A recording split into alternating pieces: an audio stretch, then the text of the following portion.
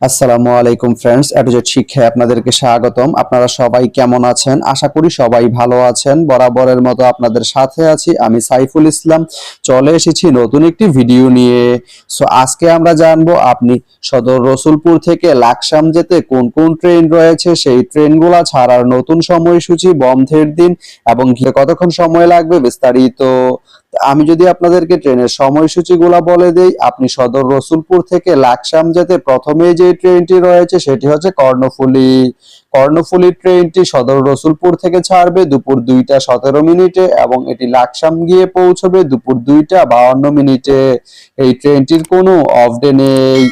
এরপরে রয়েছে ময়মনসিংহ মেল ট্রেনটি সদর রসুলপুর থেকে ছাড়বে দুপুর 3টা 45 মিনিটে এবং এটি লাকসাম গিয়ে পৌঁছবে বিকেল 4টা 30 মিনিটে। এই ট্রেনটির কোনো অফ ডে নেই।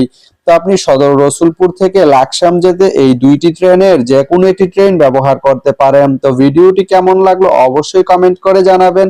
আর ভিডিওটি যদি ভালো লেগে থাকে বা আপনার কোনো উপকারে এসে থাকে তাহলে ভিডিওতে একটা লাইক করে দিবেন, কারণ আপনার একটা লাইক আমাকে অনেক ইন্সপায়ার করে নতুন নতুন আরো ভিডিও বানাতে।